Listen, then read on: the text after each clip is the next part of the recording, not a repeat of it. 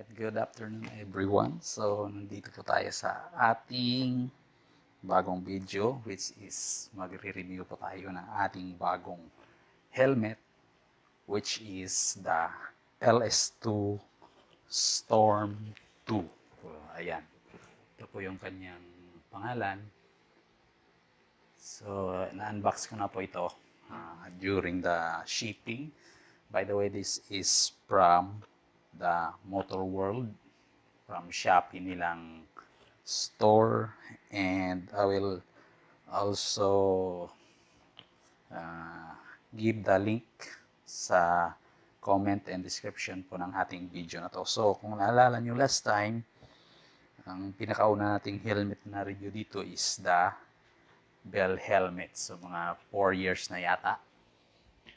Ito po siya, si Bell Qualifier. So, magre-retired na siya ngayon. So, papalitan natin. And ito, naging great value din sa akin. And may nanood dito ng mga followers natin na bumili rin ng ganitong style at saka ganitong model. So, kumusta po yung helmet nyo? Yung sa akin kasi, medyo matanda na. And this was manufactured last, kung maalala nyo, 2000. Yan. May date po dyan. Kung makikita nyo. Huwag ko lang kung makan. August 2020. Ayan. So, mag-review tayo ng mga helmet expiry sooner para aware kayo sa mga standards at safety, and as well itong certification ni Bell is DOT at saka ECE 22.5 pa yan. So yung latest ngayon is 22.06 na, and ito yung nabili natin. Si Storm 2 is compliant lang po sa ECE 22.6. So, yung kadalasan mga helmet na ganito, 3 to 5 years, yung lifespan, depende rin sa paggamit, at depende rin sa physical na itsura. So, ito pwede po ito. Pero mga malapit lang sigurong lugar, opisina, o hindi na to pwede pang long ride. Natatanggal na yun. Mga adhesive dun sa mga kanya, sa chin, yung mga rubber protector, nag-deteriorate na. So, meaning may impact din dito sa mga material. So, pag nag-aksidente ka ng malakasang pagbangga, sigurado bibigay na yung mga material nitong hubs. So, that's why bumili tayo ng bago para na rin sa safety natin. And for the information, this material is upgraded sa kanyang itong kilala sa KPA material. Ayan, kita nyo, KPA material. This is kinetic polymer alloy na tinatawag. Parang updated ng ABS na mga material, and as well EPS na mga materials. And ito na ngayon, bubuksan na natin for the second time. Yung package pala nito is may kasama may kasama na siyang pin lock. Specifically pin lock 70 yata. Ito. Ayan. And as well, may mga stickers siyang reflectorize na ikabit ko na dito. So, i-review na lang natin ulit. Set aside. Ayan. Okay. So, ito yon. Buksan na natin.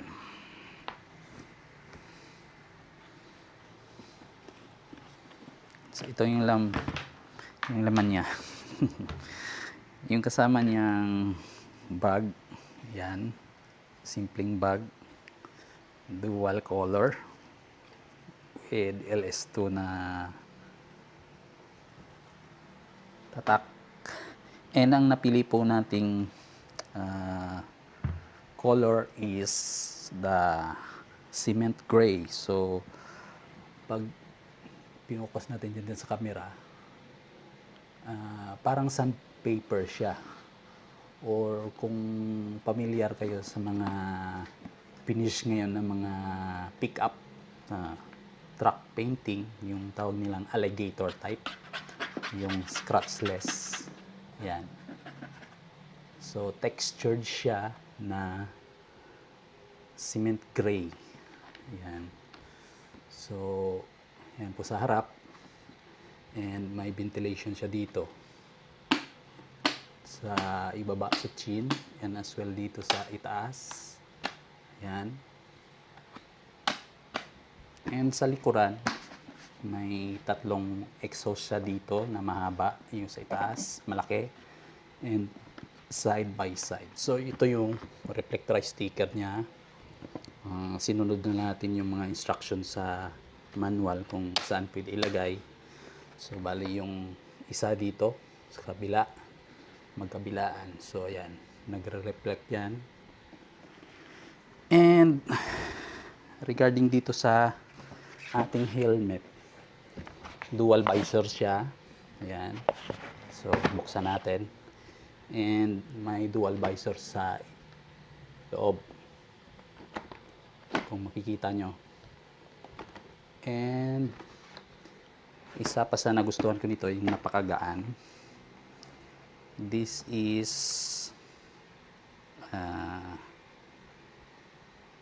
XL size. Ayan, 60, 61, and may weight siya pong 1,550 o 1.5 kilograms, pero hindi halata 1.5. Ang gaan. Okay, sa napansin nyo, ito yung ating strap. Hindi siya D-ring compare sa bell natin, naka D-ring yon, dual. Ito ratchet lang, gaya ng mga ordinary, pero yung kanyang ratchet is steel, hindi po siya plastic kagaya ng mga lower model nila. So may kaakibat ring safety, pero mas maganda sana kung naging D-ring ito. And regarding sa padding, ayan po sa loob,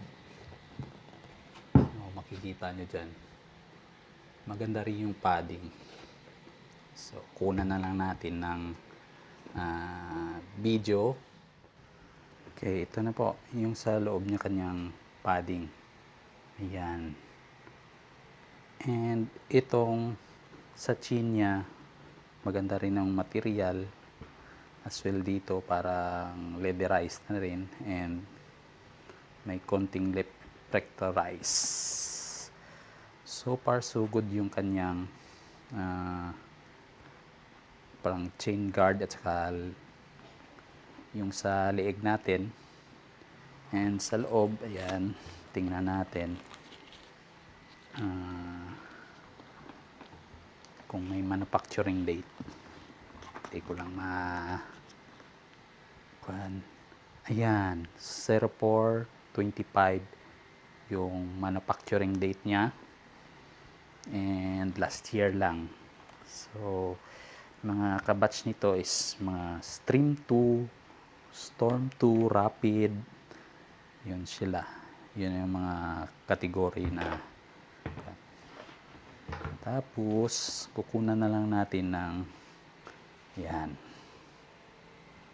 ganyan yung kanyang textured sa malapitan yung ating helmet.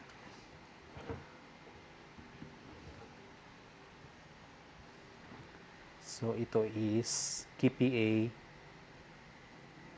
material with ECE 22.06 na standard. So patuloy tayo sa ating video. Ngayon ang gagawin natin, is yan. Kunan na lang natin yung cover ito for the first time para makita nyo rin yung kabuang mukha nito. Sinadya ko talagang hindi muna i-remove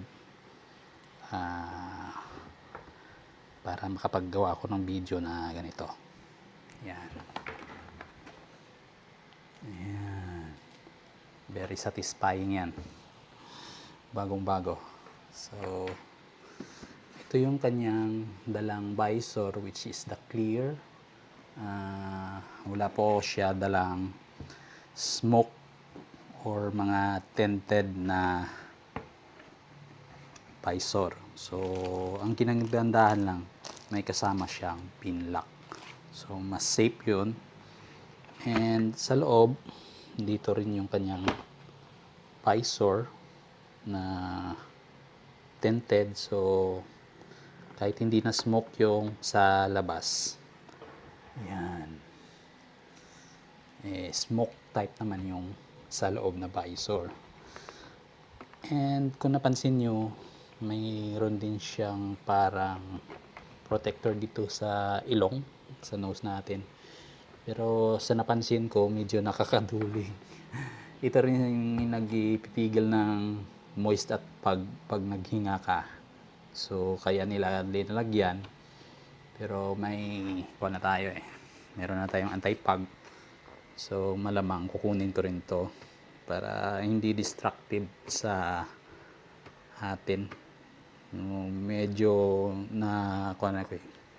nanibago kasi sa bell ko okay lang, plain, saka mas maganda kung malawak yung viewing area mo. And isa rin napansin ko dito yung kanyang shield. Yan, medyo palapad siya, hindi kagaya nitong bell ko, parang umumbok lang, tsaka kasama dyan matibay. So depende rin sa manufacturing siguro. Ito sana yung preferred ko na sealed dito. Ito medyo annoying, parang ganyan lang. So sa mga bibili nito, kung aware kayo, kung gusto nyo malaman, napakita na lang natin yung mga sealed niya. Yan, yung muka sa loob. Pero so far, so good na rin. Feedback na lang kayo sa susunod nating video. Magra-rides tayo, preferably mga long rides, para matest natin yung weight at saka noise and yung kanyang temperature, kung malamig ba or gumagana talaga yung ventilation nito. So far sa isa kong helmet na LS2 na flash, maganda naman yung kanyang ventilation. Nakabili ako ng flash na model ni LS2. Hindi ko lang na-review. Medyo may katagalan na rin yun, mga 2 years na. Pero sa mga long rides, hindi ko yun kasi ginagamit. Mas ginagamit ko itong bell. And kampante ako dito sa safety. As well, nag-research din ako. Okay rin ang LS2. So itong dalawang brand, matagal na sa market, saka siguradong matibay, at saka may mga pangalan at saka may mga testing facilities talaga. So kumbaga hindi lang siya hype sa forman, masabing maangas, ganun. So may mas magandang may safety tayo, kasi hindi naman natin akalaing mag-aksidente tayo, pero mas maganda na sigurado yung ating kaligtasan, lalo na sa mga ulong protection natin. So ayan, update ko na lang kayo sa mga susunod nating video regarding dito. And ano pa, sa may mga tanong dito sa ating LS2 Storm 2, the cement gray edition. Kung matingnan nyo, yung kanyang logo is hindi lang basta-basta kanyan, sticker. Naka-emboss siya, paumbok. Gaya ng mga emblem ng mga motorcycle. So far so good. Maganda dito kasi hindi siya fingerprint magnet. Ayan. So hindi rin siya mas scratch ng madali. Pero iwan ko lang kung mabundol. Baka maging maputi itong kanyang paint. So ito matte gray din to. Pero sa katagalan natatanggal na ito. So parang kwan siya, sticky, parang rubberized na siya. So ayan yung kwan na yung katandaan ng ating Bell helmet. So ayan, same gray pa rin. So hope na may nakuha naman kayong impormasyon dito sa ating video. And sa mga may balak na bumili ng LS2 Storm 2 helmet, hope na nakakuha kayo ng impormasyon dito sa ating channel, and sana i-like nyo itong video. Please subscribe and see you on the next vlog para sa ating channel. And sa lahat-lahat po ng mga sumusuporta sa atin, thank you very much po, and God bless us all. Goodbye.